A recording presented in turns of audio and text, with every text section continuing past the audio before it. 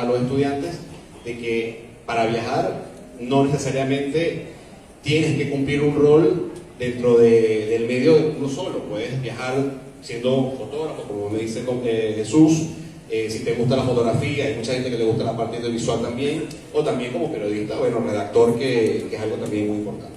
Roxeli, y esta pregunta de verdad no estaba en el libreto, pero estamos hablando de cómo se organiza, y obviamente pues nosotros como hombres tenemos una forma de hacer una maleta.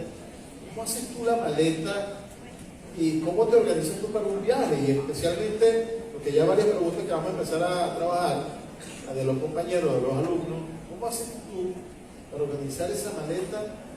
No quiero tampoco estigmatizar tanto el tema femenino, pero en tal caso como mujer. Bueno, específicamente para organizar la maleta, yo he aprendido con los años que tienes que optimizar todos los recursos. Cuando me fui a Rusia, recuerdo que me fui con una maleta de 23 kilos y una maleta de manos. Cuando me fui a Qatar, me fui con una maleta de manos y dije, pues sí, lo voy a lograr, porque yo no quería irme con tanto peso. Además que ya me acordé que sí, ese fue más desafiante que Rusia, olvídense de la migración. Más desafiante fue Qatar porque me fui sola y había demasiado estigma con el tema de Qatar y tal, y aquí en Occidente, yo estaba en Estados Unidos en ese momento, muchas noticias y yo estaba muy asustada o tenía mucha incertidumbre, y es muy importante lo que dicen, que uno tiene que conocer primero. Yo me vi 300 tutoriales en YouTube como un mes antes de poder viajar para yo saber a dónde iba. En Qatar, exactamente. Bueno, pensé que también en Qatar pusieron muchos mitos. Sí, ¿no? O sea, ¿será real o no? sí, honestamente sí hubo muchos mitos que cuando llegamos a Qatar comprobamos que la mitad no era así. O sea, entonces, pero bueno, al final tú no lo sabías. Pero yo dije, nada, yo voy sola, no me puedo llevar mucho peso, tengo que ser súper práctica, que yo suelo ser práctica en mi día a día con todo lo que hago. Y yo dije, nada, yo voy a lograr irme con una maleta de mano, y es difícil porque eres mujer y todo, y es complicado, y uno tiene como muchos más accesorios que sin maquillaje, pero yo simplifiqué eso con lo que me iba a poner.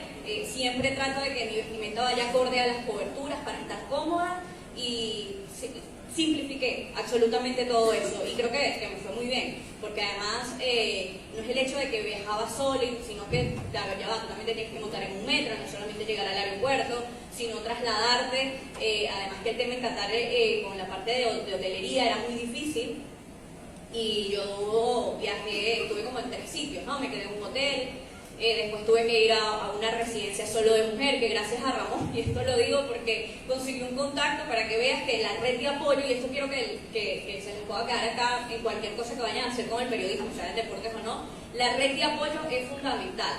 ¿Por qué? Porque cuando tenemos personas en estos países que nos pueden apoyar, así no necesariamente que nos tengan que recibir, pero sí que nos digan, que nos echen un cuento, cómo es, cómo se hace, qué hago, un contacto de emergencia, eso es muy importante, y pienso que funcionó. Y como tuve que viajar de un sitio a otro, primero a un hotel, después a una residencia, después me quedé en casa de unos venezolanos en Qatar, que afortunadamente me abrieron las puertas, teníamos un contacto familiar que no sabía, y obviamente eso facilitó mucho el tema, pero en efecto la organización, ahora sí que me gustaría acá comentarles esto, porque una cosa muy distinta es cuando te mandan, ok, vamos a planificar un viaje, te mandan un itinerario y a ti te mandan con todos los gastos pagos o lo que sea, si te vayan a pagar honorarios o no. Eso es un punto, sí, eso lo viví en Rusia y estuvo bien, yo no estuve estresada por eso y está ok.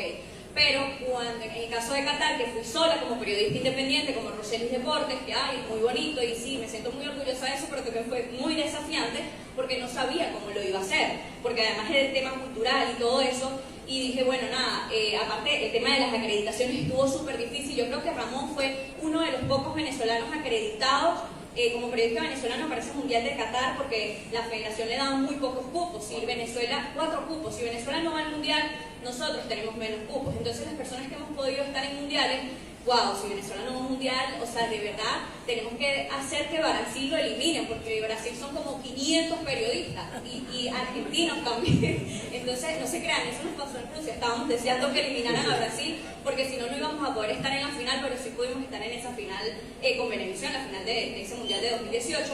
Pero en este caso, wow, organizar un viaje que yo lo hice como periodista independiente, fue como que, bueno, ya va.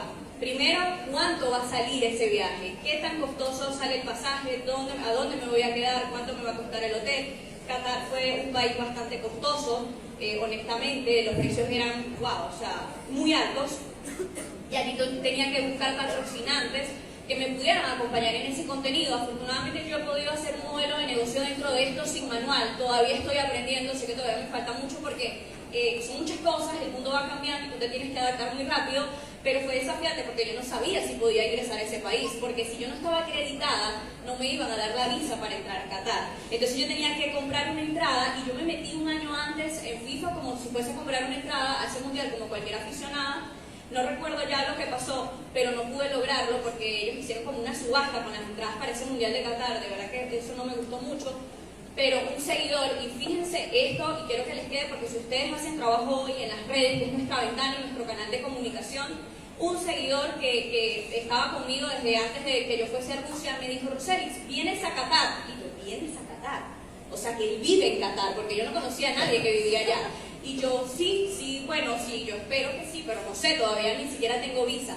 ¿Cómo es eso? Él es un doctor, hoy gran amigo, traumatólogo venezolano que estaba trabajando en Qatar y me dice: yo te sigo desde cuando fuiste a Rusia. Yo tengo entradas porque a nosotros nos regalan entradas para ir a los partidos de fútbol. Si quieres yo te doy 2 entradas para que tú puedas sacar la visa. Y yo, ¿qué? Sí, por supuesto. Y miren cómo es. Entonces, al final, no hay un manual demasiado específico de cómo es la planificación y cómo es la organización, sino que gracias a esa persona que me regaló 2 entradas, yo pude sacar la visa y finalmente decir, ok, porque después de que me daban la visa, es que yo podía ver si me podía quedar en uno de los hoteles. Si yo no tenía visa, ni siquiera podía reservar, no podías hacerlo por ninguna de estas plataformas tradicionales, porque era demasiado hermético el tema de Qatar. Pero lo logramos, después de ello buscamos un patrocinante.